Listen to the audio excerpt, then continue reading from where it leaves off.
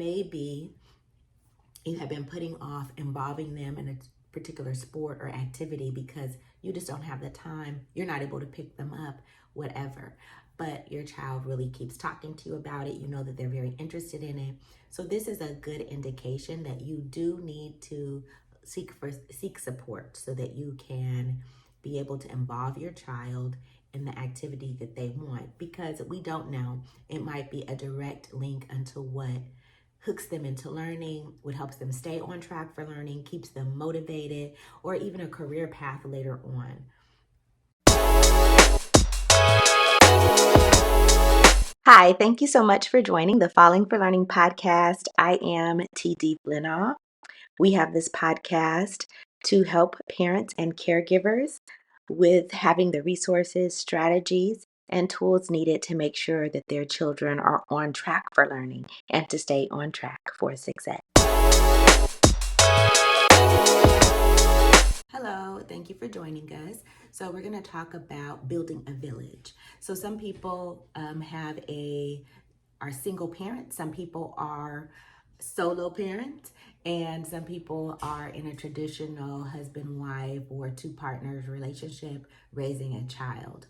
And either way, you may find yourself in need of a village, building a network of adults and caregivers to help reach your child's goals, right? To help your child get to where they're supposed to do, right? Because this podcast is for helping parents get their kids on track for learning and to stay on track for success.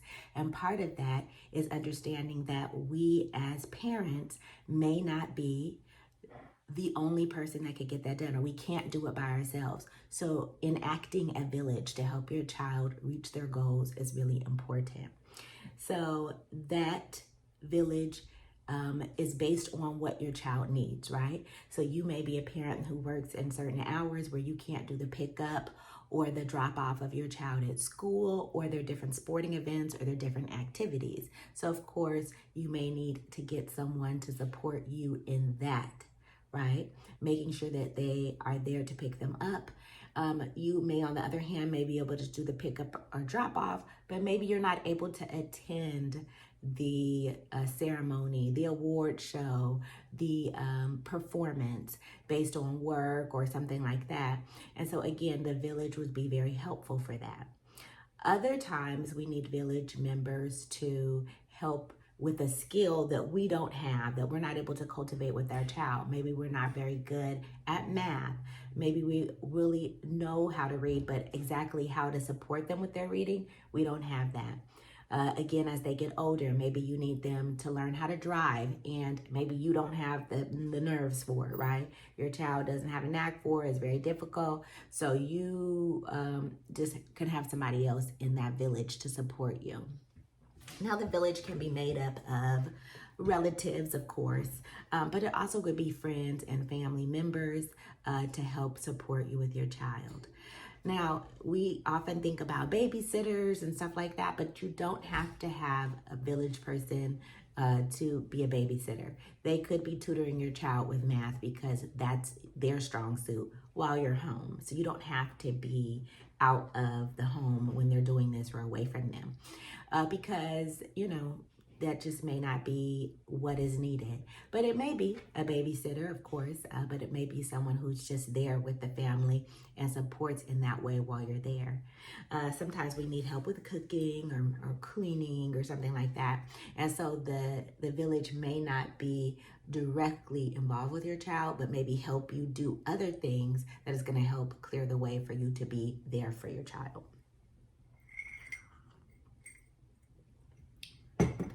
So, very important for you to take a moment and consider what the needs of your child, what their needs are. So, get the dress at DIYANU.com. Use FALL415 for the discount. Maybe you have been putting off involving them in a particular sport or activity because you just don't have the time. You're not able to pick them up, whatever. But your child really keeps talking to you about it. You know that they're very interested in it. So this is a good indication that you do need to seek support so that you can be able to involve your child in the activity that they want, because we don't know. It might be a direct link unto what hooks them into learning, what helps them stay on track for learning, keeps them motivated, or even a career path later on. So it's something your child really wants to do or you want to do, but you're not able to do it. Think about enacting a village. And there are some people who like to help and maybe they don't want too much on them. Some of us are overwhelmed and we may think, okay, I'm just going to have my mom pick my kids up every day or something like that. But actually that doesn't always work, because sometimes we'll find that family members are resentful or they'll be upset or really not as nurturing as you'd like them to be.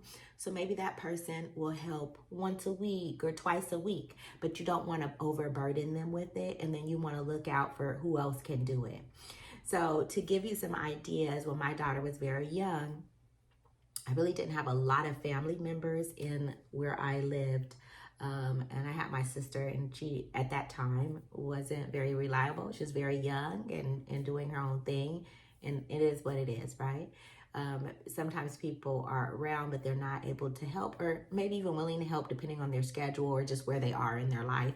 And not that, what are you going to do? Make someone try to help you with your kid? No. So you just got to find a way to get support, and it might be multiple things. So it might be a service or it might be a person. So sometimes I had my daughter in a daycare center. I dropped her home, a family daycare. I dropped her off before school, and then they dropped her off at school. And then I could pick her up after school. Other days they picked her up and dropped her off. It just depended. I also had her a part of Challengers Boys and Girls Club in the Los Angeles area for many years. I love the program, and it's been years, so it's changed since, of course, since then. So I don't know what it's like right now, but at the time it was just a wonderful place. It was really majority Black families and staff, and it was just really a nurturing environment. They really had high quality programs for the children, and so they could pick her up from school. Sometimes they even did a school visit to just check in on her, take her to field trips, gave her awards, taught her new skills. She was doing like radio things, cooking, like just a range of opportunities that she had. So sometimes it can come in the form of a person, but it might be an institution or a family daycare or something like that that is part of your village. And I was very happy with her there, and really trusted the staff, and she had great memories there, and so that was very helpful for me. During the summertime, I had her in summer camps, which were day camps, a couple of times a sleepaway camp. So during the different seasons, you have to change how it works for you and what works for your child. And then sometimes she was in swimming, sometimes she was in soccer. She also was in dance. She went to Lula Washington Dance Academy for some years. So your needs are going to change with the times, right? Your child may be interested in a new activity. If they go to a new school, if they transition from middle school to high school or from elementary to middle school, you're going to have to figure out a new way to do things. They may have an early day dismissal that the other school didn't have. And so you really have to navigate that, but I want you to think about how you could get it done. And I also want you to understand that you don't have to take it all on, and ask for help and evaluate, how is it working? Do we find someone that's not as reliable as they should be? Because sometimes people said they would do it, but they would end up picking her up late. And so, of course, I had to try someone else and figure out where they could help me in other ways if they were willing to help, but maybe they just couldn't be reliable to pick her up at a certain time. And you don't want to get mad at people. You just want to know, you know that they're there to help you and to support you. And because of who they are, where they are in their lives, they may be more helpful in other areas than other ways. And that shifts me to thinking about, it's not always going to work, right?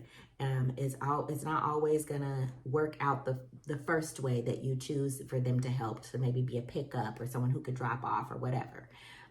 So again, talk to them about what works for them, the person who's going to help you, and see if you can adjust it so that they could work, or maybe they could help in another area, like I said.